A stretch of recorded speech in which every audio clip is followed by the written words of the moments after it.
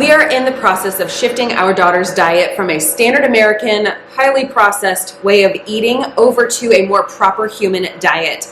And in that adventure, we are finding breakfast, lunch, and dinner to be a very easy transition. The girls just eat what my husband and I eat. We do follow a ketogenic, low-carb way of life.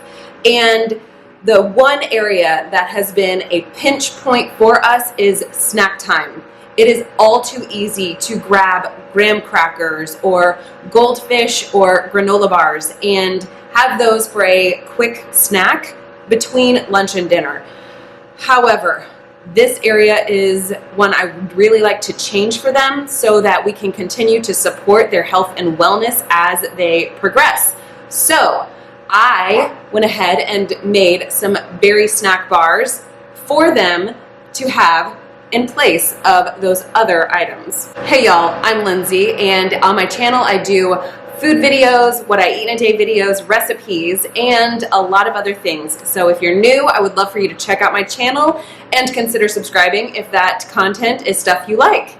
For those of you returning, thanks for being here. These berry snack bars are a great snack to have at home when we are just doing our regular everyday things. But when we're on the road or we're running errands or we're going from activity to activity to activity, these guys are not going to hold up in the car. They do have to be refrigerated, so it's kind of a tricky situation. What I like to use in place of those things are things like the Perfect Keto cereal. The girls all love that. The Mallow Munch bars are a new one to us that the girls really like as well. Also my husband, we kind of have to tuck those away for times when we're leaving the house.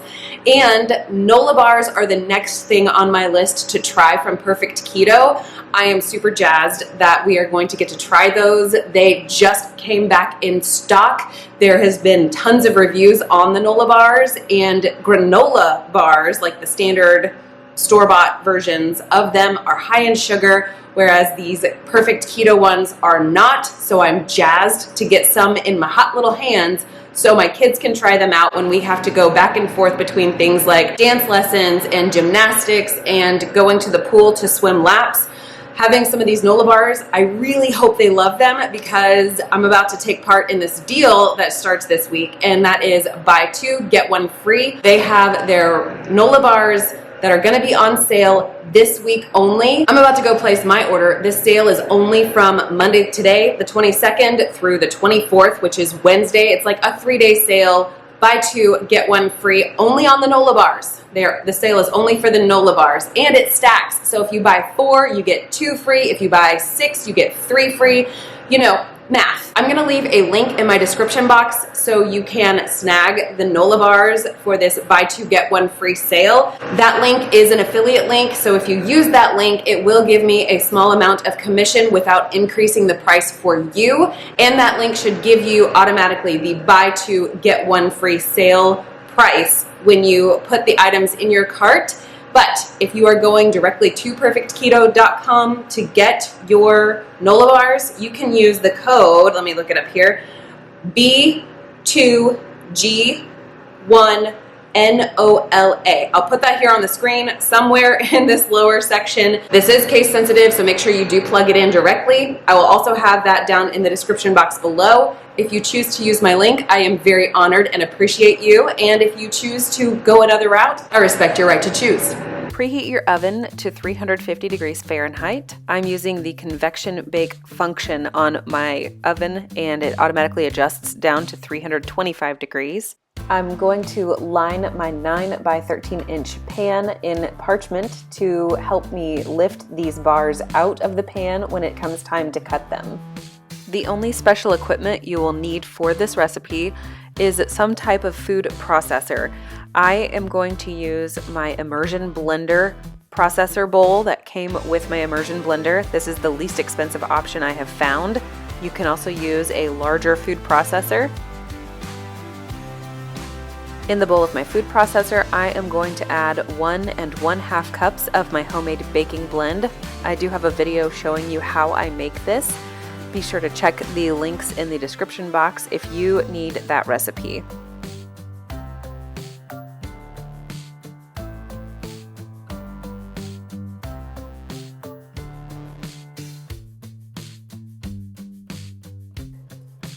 Add 1 teaspoon of baking powder to the food processor,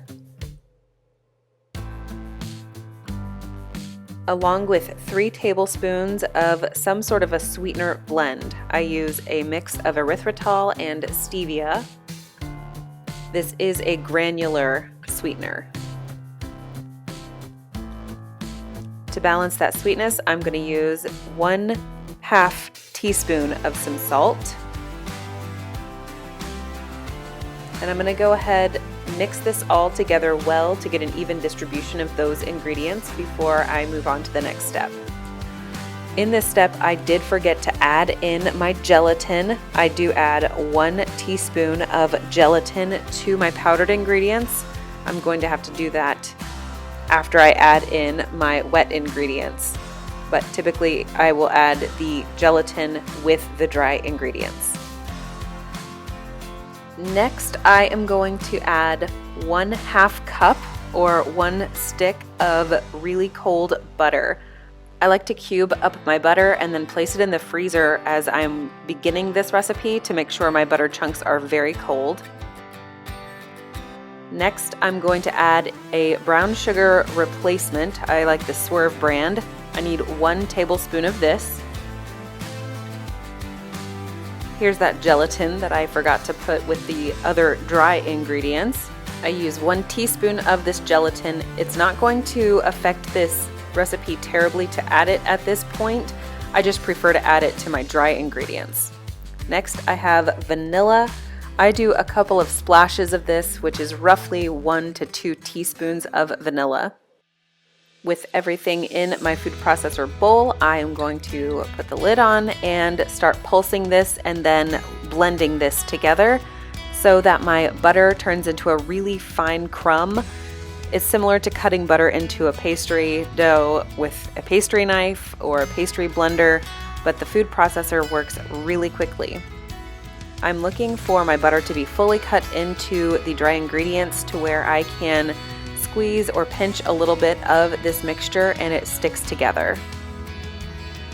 In my parchment lined pan, I'm going to take part of the crust mixture and start to press it into the bottom of my pan. I am not going to use all of this. I'd like to reserve between 1/4 and 1/3 of this crumb mixture for my topping. I want enough of this crust mixture to have an even, well compacted base layer for these bars.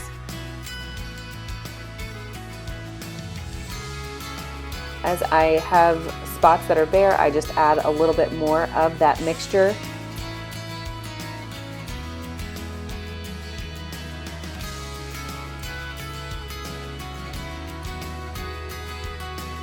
Once everything is tightly packed in, I am going to slide this into my oven and let this bake for 10 minutes while I work on the next layer.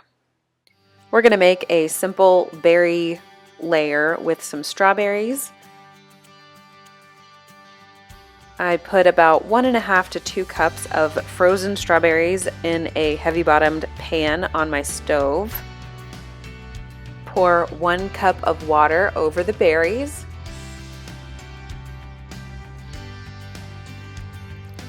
Sprinkle 1/2 teaspoon of gelatin over the strawberries and water.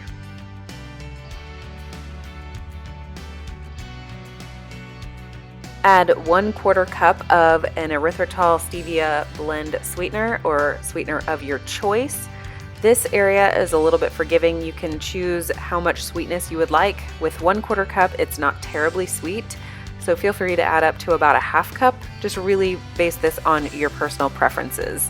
I'm gonna get my fire going here at about a medium heat to dissolve that sweetener, the gelatin, and let these strawberries start to break down. Once those have started to break down a little bit, I'm gonna add 1/2 teaspoon of konjac root, which is the glucomannan powder. You do need to whisk this in very, very quickly and sprinkle it in lightly so it does not get super clumpy on you.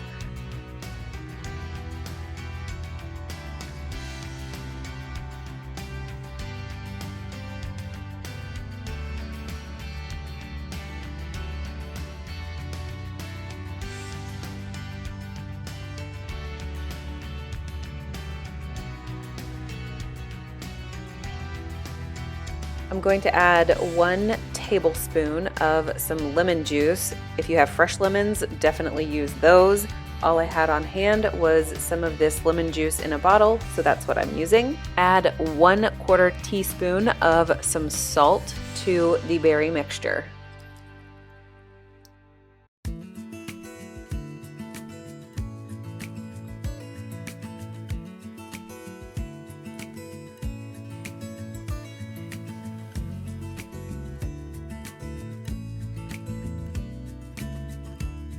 After our 10-minute timer, we are going to remove the base of these bars and allow them to cool while the jelly layer is finishing.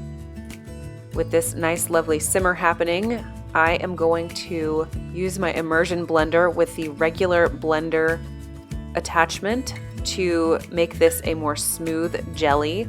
It doesn't have to be perfectly smooth, but it definitely needs to have some more smoothness than it currently has in the pot. This will create a whole lot of foam that you are welcome to scrape off once you have finished blending this together. When you're happy with the texture of this jelly, set it aside, let it cool down while we work on the topping. We're going to need about 1.5 cups of pecans. Add that into the food processor with the reserved crust mixture, and then pulse the pecans into the crust mixture without fully breaking down the pecans. You do want them to have a little bit of texture, so there's a bit of crunch to them. And if you fully blend it, it will be just another powdery layer. We are going to layer up these berry snack bars with our crust first. I have my strawberry jelly type layer that is cooling, therefore it is getting a tiny bit thicker. Makes it a little bit easier to get an even layer of the jelly. Now I'm going to sprinkle my top layer all over the jelly as evenly as I can. And then using about 6 tablespoons of melted butter, I'm going to try to evenly distribute that over the top of the crunchy pecan topping layer. Let's return this to the oven. We're still at that 350 degrees or 325 if you are in a convection oven. And I need this to bake for about 35 minutes until the top is somewhat kind of light brown. 35 minutes is up, and I do like the color on this topping, so I'm going to pull this out and let it cool on my stove, and then I will cover it and place it in my refrigerator overnight so I can cut them into bars easily tomorrow. I can easily lift these bars from my pan because of that parchment paper, and I like to cut these into a granola bar shape, so very thin, long bars. You can choose to cut this up however you like.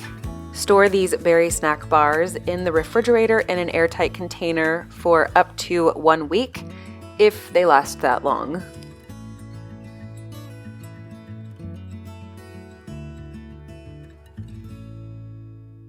It's a little bit loud in my house. My husband is pressure washing the front porch. Okay, I am jazzed. I want to try one of these out for you. This one right here looks delightful. I really like how the top crunch layer kind of just like sinks into that sort of strawberry jelly layer. It makes it very nice and gooey.